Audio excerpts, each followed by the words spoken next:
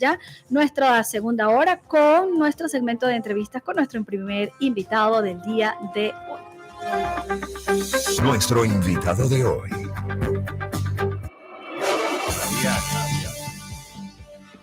Ahora sí, ya tenemos acá en el estudio al amigo Johnny Umbría, quien es el coordinador del Observatorio Venezolano de Violencia en el Estado Trujillo, y con él vamos a estar conversando a propósito, Johnny, de la presentación recientemente de lo que es el informe semestral de esta organización. Ahora sí, buenos días y bienvenido. Gracias, María, gracias a Ángel FM, al Instituto de Éxito, por la oportunidad que nos da al Observatorio Venezolano de Violencia de difundir información que desde hace muchos años no se manejaba acá en el estado Trujillo. Nosotros el año pasado comenzamos un equipo colectivo trujillano, inclusive de las entidades gubernamentales, para que esto coadyuve en la toma de decisiones de las políticas públicas. Y es interesante, Johnny, porque bueno, que sean realmente el sector privado, el sector académico, el que se esté ocupando de este tipo de cosas, porque realmente desde el gobierno nacional, que debería ser el ente que debería presentarnos todas estas cifras, hacer un análisis sobre lo que está ocurriendo en el país, no lo hace. Y afortunadamente contamos entonces con profesionales del sector privado que están trabajando en esto, desde estas organizaciones, de estas fundaciones, para poder tener un panorama claro, porque sin datos es muy difícil, como tú lo dices, tomar una decisión. Hace unas semanas yo leía, por ejemplo, que el estado Trujillo, que normalmente no salíamos en estas cifras de violencia, por ser un estado bastante pacífico, vamos a decirlo así, ha pasado a formar parte de los 10 primeros estados con mayores índices de violencia, y 2 de nuestros municipios están entre los principales del país. Sí, sinceramente nosotros presentamos el informe al cierre del año 2020, específicamente el 15 de enero, presentamos el comportamiento de la violencia en el estado Trujillo, y de verdad que allí hay cifras alarmantes. Cuando se habla de los 10 primeros estados más violentos, no, eso aplica, es una paradoja la que tenemos en el estado Trujillo. Nosotros aparecemos realmente en el puesto 14 en número de violencia, ha incrementado, realmente veníamos en una tasa promedio, nosotros medimos la tasa por cada 100.000 habitantes. Veníamos con una tasa promedio variando entre 8, 9, el puesto que nos ubicaba, pasamos del puesto 8 al puesto 12 en el año 2018, volvimos a bajar al puesto 9 en el año 2019, y en el año 2014 sí tuvimos una disminución de la violencia en el estado, pasamos al puesto número 14, pero lo particular del caso, que de los municipios que tenemos en Venezuela, ubicamos 2 de los municipios ubicados específicamente acá en la zona baja del estado Trujillo, Andrés Bello y La Ceiba, dentro de los 10 primeros municipios más violentos en Venezuela. Es decir, que al cierre del año 2020. Es decir, que en general el estado no tiene unos niveles de violencia muy elevados, pero estos 2 municipios quizás, o sea, es lo que nos introduce en esa cifra. Nos saca de la media, tanto así que el Observatorio Venezolano de la Violencia decidió el año pasado crear este capítulo Trujillo para analizar lo que viene pasando muy particularmente en nuestro estado. Bueno, te puedo entonces pasar a lo que es el informe del año, los 6 meses de este año 2021, y nos encontramos con otra particularidad. Ahora resulta que el municipio de Boconó está también de segundo en estos momentos hasta ahora dentro de los municipios más violentos del estado, ¿no? Eso no quiere decir que esté dentro del país, pero sí en el estado. Y esa cifra ese dato es muy atípico. Claro. Porque es el eje panamericano, en todo caso, los municipios que conforman ese panamericano que se encuentran siempre allí dentro de los principales números que señalan lo que es el índice de violencia. No podemos en este momento nosotros presentar tasas. No podemos presentar tasas porque apenas estamos presentando, como es un informe de avance en el semestre, estamos presentando son casos, número de casos. La estadística todavía nos dice que se presenta Andrés Bello actualmente con el mayor número de casos en el estado. Eso no ha variado. Hasta ahora se han cuantificado 4 homicidios específicamente allí en ese municipio, pero el mayor número de hechos de violencia, porque nosotros tipificamos la violencia por categoría. Eso te iba a comentar, Johnny, para que nuestra audiencia que nos está escuchando a través de Ángel FM y nos sigue a través de la transmisión en YouTube y en Instagram, comprendamos un poco cómo se mide esto de la violencia. Ustedes cuando hablan de violencia, hablan es ya de hechos de sangre, donde esté vinculado a armamento de algún tipo. ¿Cómo se mide esa violencia? Nosotros estamos y utilizamos para eso, de allí que está la academia presente en este tipo de análisis. Presentamos primero los tipos de violencia relacionados con la violencia interpersonal, y dentro de la violencia interpersonal pues se encuentran los homicidios, diferentes tipos de homicidios, diferentes hechos con diferentes armas, pero también se encuentran una categoría muy particular que nosotros le llamamos resistencia a la autoridad. Aparece en la prensa registrado, bueno, murieron tantos porque se enfrentaron con los cuerpos de seguridad del Estado. Entonces cuantificamos con cuántos se enfrentaron, cuáles fueron las instituciones, los órganos de seguridad del Estado que participaron allí, y eso lo tenemos cuantificado. Entonces nosotros eso lo tipificamos en la categoría de resistencia a la autoridad, porque así aparecen en los registros públicos que se hacen presente en la noticia diaria. Llevamos un monitoreo de cada uno de los medios de comunicación que están presentes en el estado de Trujillo. Entonces vamos tomando esa información y la vamos sistematizando. Esa es una categoría. La de homicidios, otra categoría es resistencia a la autoridad. Pero también tenemos otros tipos de violencia. En este caso, la violencia de género, sí, que también está presente, los feminicidios que ya se hacen presentes en el estado de Trujillo, es muy particular. Lo estamos registrando este año con una cifra alarmante para nosotros, porque, ojo, cuando decimos alarmante, 4 homicidios es una cifra alarmante por el número de habitantes que tenemos nosotros en el estado de Trujillo y el número de habitantes que tiene ese municipio. Cuando lo cuantificamos, tú puedes decir son muy pocos, pero cuando lo llevamos por cada 100.000 habitantes, entonces las cifras siguen siendo alarmantes. La otra violencia que también pasó a tipificarse de esa manera es la autoinfligida, que es lo que nosotros comúnmente conocemos como suicidios. La tasa de suicidios en el estado de Trujillo es muy alta, bueno, y nosotros la categoría la tenemos como un tipo de violencia hacia nosotros mismos, hacia la persona. Entonces, ese tipo de categorización hace que nosotros, desde un análisis netamente académico, científico, logremos analizar qué es lo que está pasando en cada una de esos municipios, qué está pasando en cada una de esas comunidades, cómo son afectadas las comunidades, y bueno, presentamos el informe. Ya sabemos que no solamente otras instituciones académicas acá en Venezuela, fuera de Venezuela, y el mismo Estado cita las cifras de nosotros, del Observatorio Venezolano de Violencia, para tener una visión de realmente lo que está pasando, y que anteriormente tú podías como periodista acercarte a una institución de seguridad del Estado y obtenías las cifras, obtenías fácilmente las cifras. Hoy en día eso es más complicado. No teníamos nosotros no teníamos razón de existir. Hoy por hoy nuestra misión es esa, porque los periodistas no tienen la información, y nosotros que analizamos esta información, una que nos llega vías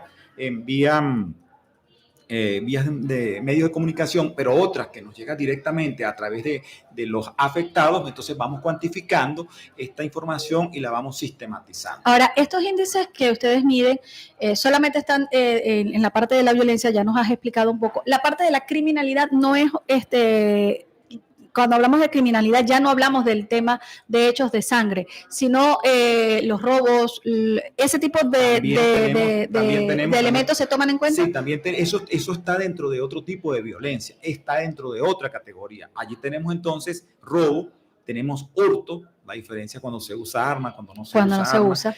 Tenemos también dentro de esas categorías lo que es uno de los flagelos que está afectando, que es la extorsión, el secuestro. Son otros tipos de violencia que también los tenemos nosotros tipificados y los tenemos cuantificados. ¿Y cómo están esos números en el Estado? Es interesante cuando hablamos nosotros de secuestro, cuando hablamos de secuestro y cuando hablamos también de extorsión, cómo se relacionan estos con los lugares donde se han producido los hechos de violencia relacionados con la interpersonal. Me refiero a los homicidios y me refiero a la resistencia a la autoridad. Hay una relación casi directa que hemos logrado determinar territorialmente. Es decir, que si hablábamos del tema extorsión y secuestro, son los dos municipios que presentan los más altos índices de violencia interpersonal, donde se presentan mayormente estos casos. Sí, inclusive el año 2020 no teníamos esa información, en el año 2021, pero en el año 2020 logramos establecer una relación inclusive con hechos en la cárcel de Trujillo, una relación dentro de la delincuencia organizada que podía visualizarse que hechos que pasaban en la zona baja del estado se relacionaban con hechos que pasaban en Valera y se relacionaban con hechos que pasaban en la cárcel de Trujillo. O sea, esa información en la cárcel de Trujillo no la tenemos en el 2021, no manejamos hasta ahora esa información, pero lo que sí seguimos manejando son los hechos de violencia, específicamente en el municipio más violento del estado y uno de los más violentos de Venezuela, que es el municipio de Andrés Bello, donde se ve que la tendencia sigue siendo exactamente la misma. Hay una gran punto de aparte que podemos poner entre el 2020 y el 2021, que es la actuación policial. Sí se ha visto una mayor actuación policial, de acuerdo a lo que reseña la prensa regional, en esos municipios en el año 2021, pero se mantiene la tendencia. Se mantienen los mismos que la actuación policial no ha repercutido en nada para que los índices de violencia en esos municipios puedan bajar. En esos municipios, Johnny, ¿se estaría de alguna manera replicando hechos que hemos visto, por ejemplo, en Caracas? O sea, que pudiéramos estar hablando de que bandas organizadas son las que tienen en control estos dos municipios. A una menor escala. Una menor escala, inclusive nosotros hemos visto cómo se han publicado algunos rostros en los medios de comunicación, no lo hacemos nosotros, lo hacen las mismas instituciones, los mismos organismos de seguridad del Estado, pero siguen actuando allí libremente. Hemos detectado en este año 2021 situaciones que no vimos nosotros en años anteriores en cuanto a la extorsión y a las amenazas de muerte. Tenemos unos casos, inclusive en esta quincena tenemos unos casos que no están registrados para el primer semestre, pero donde también se detecta una situación bastante novedosa en cuanto a las amenazas que le están haciendo a algunos jóvenes en esa zona, donde si tú no te involucras con esos grupos violentos, entonces te amenazan a ti de muerte y amenazan a tu familia. Hay una denuncia, inclusive esta quincena, hay una denuncia de un joven donde él señala que presuntamente violaron a su hermana porque él no quiso incorporarse a esas bandas delictivas. Es decir, eso es muy delicado. Porque es novedoso, eso está plasmado en la prensa regional, eso que estoy diciendo no lo tenemos nosotros acá como una investigación directa del observatorio, no, sino está reseñado en la prensa regional. A nosotros nos toca es revisar, analizar esta situación y después plasmarlo y presentarlo, pero llama la atención que en vez de disminuirse el tipo de accionar de estos grupos organizados, sigan ellos actuando libremente, a pesar que supuestamente hay actuaciones en los órganos de seguridad del Estado. Eso que quería comentar, ¿no? Porque además esa información que acabas de mencionar lo lleva uno a otros países donde estas situaciones son comunes, como en el centro, la norma, ¿no? La presión a los jóvenes para incorporarse sí o sí a estas agrupaciones. Los organismos de seguridad, ustedes presentan estos informes.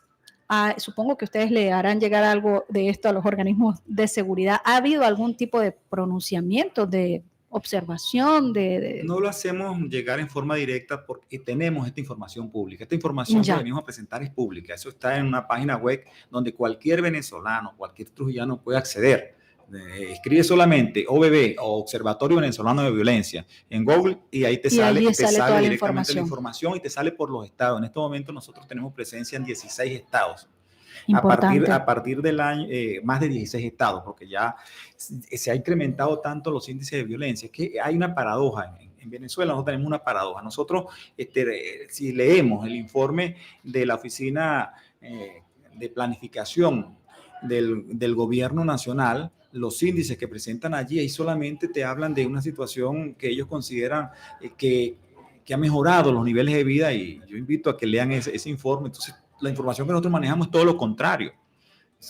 Supuestamente ahora estamos comiendo mejor, de acuerdo a ese informe del Gobierno Nacional, y nosotros la información que tenemos es que la pobreza lo que ha hecho es aumentar los niveles de violencia. Bueno, y la desnutrición. Hoy justo leía una nota a propósito de este tema. Son dos realidades, por eso en los informes que nosotros presentamos al cierre del año 2020 decíamos, porque no lo podemos decir todavía porque esto es apenas un informe preliminar, el del semestre del año 2021, que acá en estos momentos se está presentando una situación, es con las políticas públicas. Esto está en manos del gobierno que ejerce el poder en Venezuela, entonces las políticas públicas las desarrolla el mismo gobierno. Y bueno, y si el gobierno dice que hay una realidad distinta a la que ustedes están reflejando, pues obviamente las políticas públicas nunca van a llegar. Y a pesar que cuando uno habla de los números de resistencia a la autoridad, ve la actuación y ha visto, es tangible, que sí hay actuaciones concretas de los órganos de seguridad del Estado en Trujillo.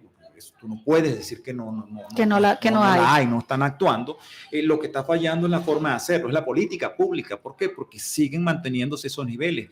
¿Cómo nosotros podemos ahora analizar lo que está pasando en Boconó cuando pasa a tener uno de los primeros lugares de violencia en el Estado? Eso no es normal. No es un municipio que tuviera, sí. Nunca, no estaba entre las cifras. Todavía no puede. De hecho, me sorprende mucho, ¿no? Que, por ejemplo, Valera, que ha sido históricamente el municipio que siempre ha tenido mayores índices de delincuencia, precisamente por tener el mayor número de poblacional, en las cifras no. Sí, Valera podemos decir que en número puede 9 hechos de violencia más alto que cualquier otro de los municipios, pero cuando hacemos la relación con la población, el otro municipio, que es el cálculo que después hacemos nosotros como tasa, la tasa es que la relación que hay entre el número de hechos violentos por cada 100,000 habitantes. Entonces, los habitantes que tiene el municipio Valera hace que cuantitativamente sea menor.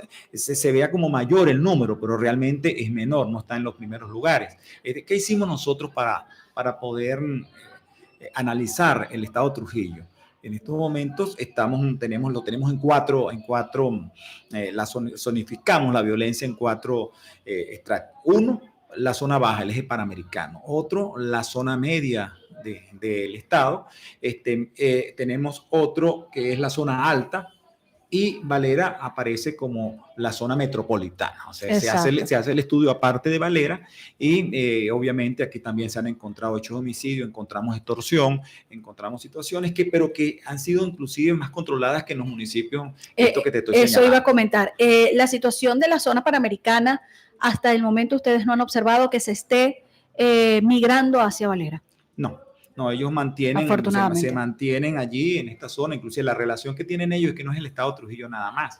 Ellos actúan directamente con el estado Zulia, que lo tienen allí. Que es su estado vecino. Estaban actuando inclusive con el estado Lara, pero la relación al cierre de 2020 y lo que va en el 2021 es una relación más de hechos violentos en el estado Trujillo, en el estado Zulia, con el mismo grupo que opera en ambos estados. O sea, que es una organización delincuencial que involucra a estos dos estados de alguna manera. Sí, porque es la línea fronteriza entre Trujillo y Zulia, pero los municipios están cercanos y la actuación de ellos se mantiene en el tiempo.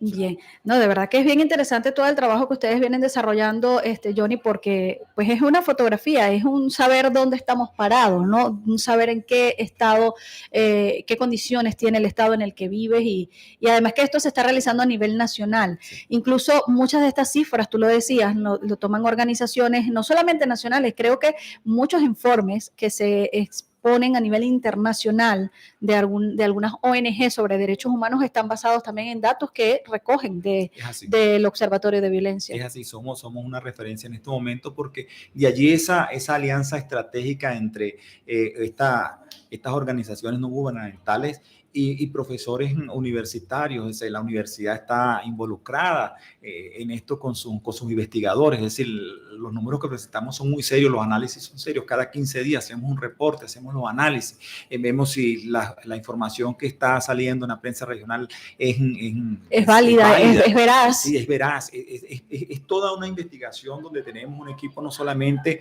de investigadores, sino de periodistas de investigación, que hacemos esas alianzas estratégicas y logramos presentar información cruzada, estadísticas con gente experta de las mejores universidades del país, y de allí que seamos referencia no solamente nacional e internacional, pero lo importante es que queremos ser también una referencia para el Estado venezolano. Que sería lo fundamental. Que el Estado venezolano tome estas cifras que nosotros estamos presentando y reconsidere las políticas públicas que se vienen desarrollando, que bueno, nosotros hasta evaluamos algo que lo hace otra organización, el Observatorio de Conflictos, que mide la conflictividad, pero nosotros acá, como no tenemos en el Estado, nos hemos dado la tarea también de vaciar información de cuáles son los conflictos que se generan, y la mayoría se generan por los servicios públicos. Entonces tenemos allí el caso de la gasolina. El caso del agua, del gas. El del gas. Eso lo monitoreamos y tenemos informes mensuales de lo que está pasando y de dónde se presentan estos hechos. ¿Por qué? ¿Por qué lo hacemos? Porque allí se pueden generar focos de violencia. Entonces,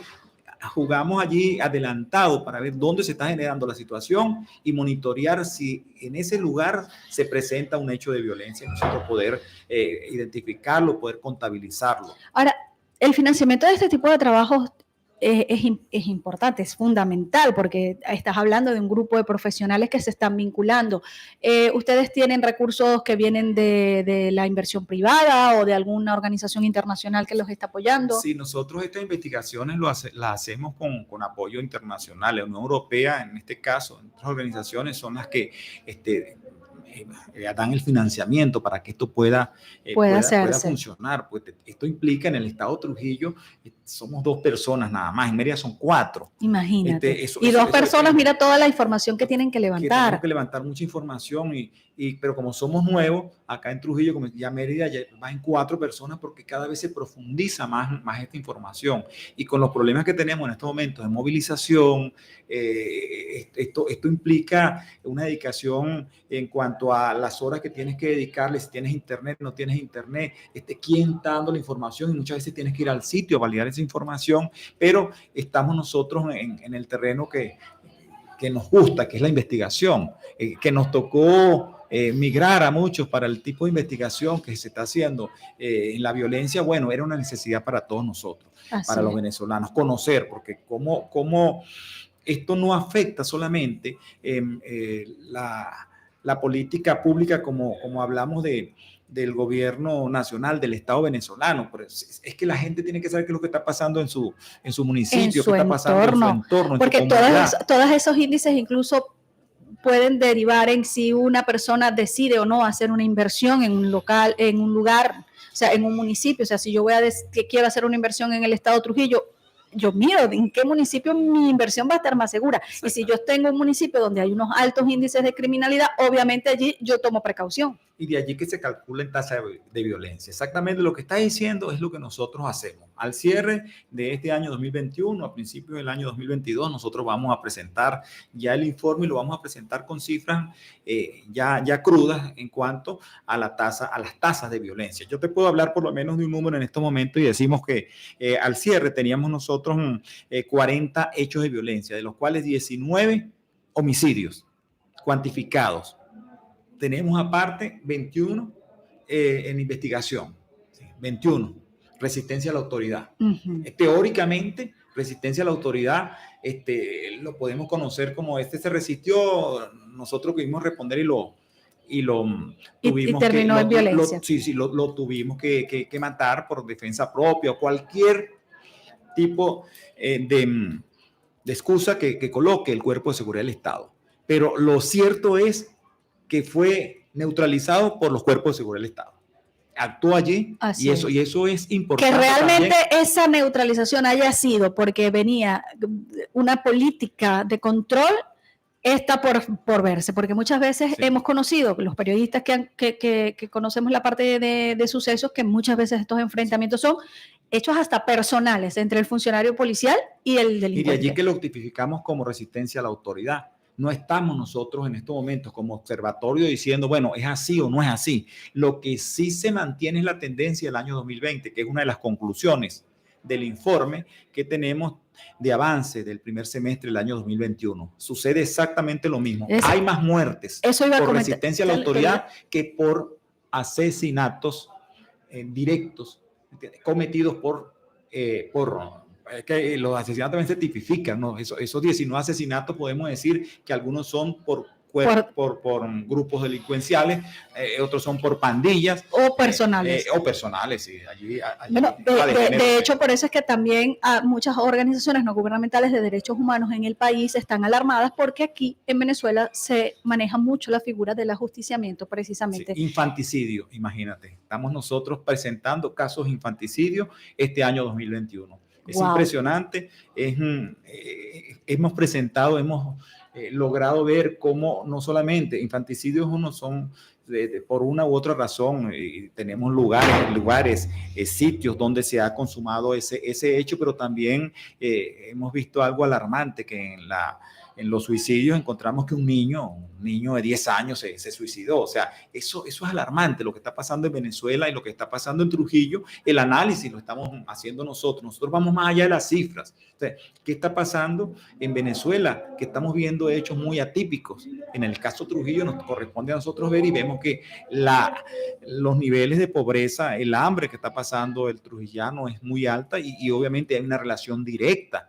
entre los hechos de violencia y la situación socioeconómica que están pasando los trujillanos y esas comunidades en particular. Bueno, estaremos muy, muy pendientes de ese informe final de este año 2021. Johnny, gracias por habernos acompañado. Se nos terminó el tiempo, pero de verdad que bien provechosa esta conversación, bien interesante todos los datos que ustedes están haciendo y de verdad que como ciudadana agradezco mucho que todo eso se esté realizando, porque alguien tiene que ponernos sobre la mesa cuál es la realidad de nuestro estado en un evento tan importante como es esto, que es la violencia y lo que significa todos los aspectos que nos llevan a esa violencia, para que de alguna manera, ojalá desde algún organismo del Estado se tomen medidas para esas políticas públicas que deben establecerse. Gracias María, gracias Ángel FM, a Circuito de Éxito. Estamos en disposición de atender cualquier llamado o información que ustedes nos hagan llegar y seguimos trabajando. Así es, seguir trabajando en eso. Muchísima éxito y apoyo les pido para ustedes en esta noble labor que están llevando adelante. Vamos a la pausa musical, amigos. Regresamos en breve con nuestras segundas invitadas del día de hoy.